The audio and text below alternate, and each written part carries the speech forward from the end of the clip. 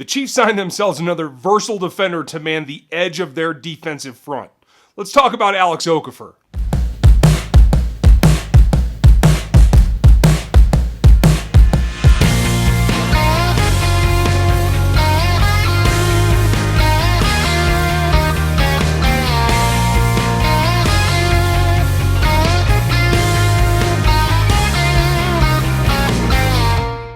The changes keep on rolling in Kansas City, and the newest, well, among the newest, is Alex Okafor, a versatile defensive end that the Chiefs signed. He was in New Orleans last season.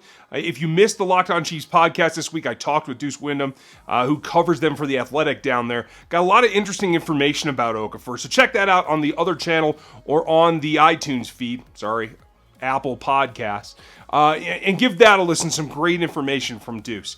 But it comes down to the fact that the Chiefs are going through a whole lot of change, and it's not just the big three, but the departure of the big three has brought on a lot of this. Now, I'm Ryan. This is my channel, Ryan Going Rogue, and if you're new here, welcome. Hit the subscription, the notification, leave your comment below, and leave me a thumbs up if you like what I'm doing. For all of you that are returning, I know we've been talking about all kinds of changes lately, and Okafor's just the latest of them.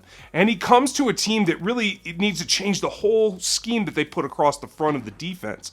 And we're going away from those speed, small rushers, the outside linebacker types that were so prevalent under Sutton in the 3-4 defense. Guys like Dee Ford, very, very light, explains the speed and just how well he played. I'm glad he held up. But Steve Spagnuolo is going away from that concept, and he wants bigger, beefier guys that have played with both power but length as well. You're not going to see the shorter arm guys. You want to be able to stand off, shed those blocks, and be able to move around. So Okafor certainly fits that particular type of player, and we're going to take a look at his film here. I'll do like I did last time and kind of stack them all at the end and walk you through them. So just hold tight for that. All the film or most of the film will be at the end of the video. Now, Okafor comes into Kansas City after playing in New Orleans and playing a kind of a versatile role there as well. You saw him drop into coverage. You saw him rush the passer. He's very good against the run, and I think that's really, when you're talking about a base 4-3 defensive end, he's got to be able to protect that edge and set it in the run game. And he comes in a little bit bigger. He's 6'4", 265 pounds is what he was listed at in New Orleans. It's clearly a big difference from Dee Ford, and that's really what you're looking at as a comparison there. He's got a lot more length as well, and I think that helps him in both aspects of the game. Now, he signed a team-friendly contract. He's coming in because of the bonus situation. His salary is really only going to be $805,000 in this coming season in 2019. And the structure of the contract is really one that allows them to cut ties whenever they feel like it, with a decreasing cap hit and dead money as it goes on. So it's really a year-to-year contract to see if he can fit that role, the stopgap, to be able to move this defense forward in a positive direction. Now, a lot of things come into play for how that's going to come down. What are they looking for him to do? Well, they're looking for, like I said, to be solid against the run, something that they've had some trouble with in the past. And then on top of that, look for him to take advantage when he can. The interesting thing about Okafor, he played in Arizona with Matthew earlier in his career. Obviously, the last 2 seasons in New Orleans. A lot of folks liked him down there, enjoyed what he did. Not a big sack production guy, but a lot of pressures. Able to move quarterbacks off of their spot, and that's a big positive. Dropped into coverage some, too. So the zone blitz, fire blitz type maneuvers are not out of the question with Okafor being one of your DNs. So that's an interesting take, too. And here's the big thing that I find the Chiefs were probably attracted to, and I think that Chiefs fans should be pretty happy with, too. For the first time in his career in 2018, he played in 16 games. And that's a big step forward. Always had a couple of games where he didn't make it, but he's healthy, he's athletic. He's really at the top of his career now with both experience and athleticism.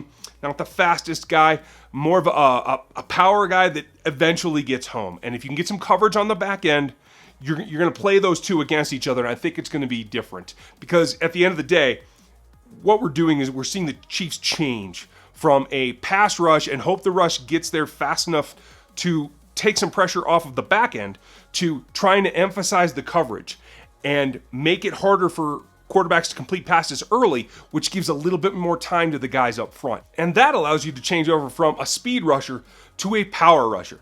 And that feeds in not just for Okafor, but for Breland Speaks as well. Another guy that was trying to make that transition to outside linebacker, which is a much different role. He is a classic defensive end.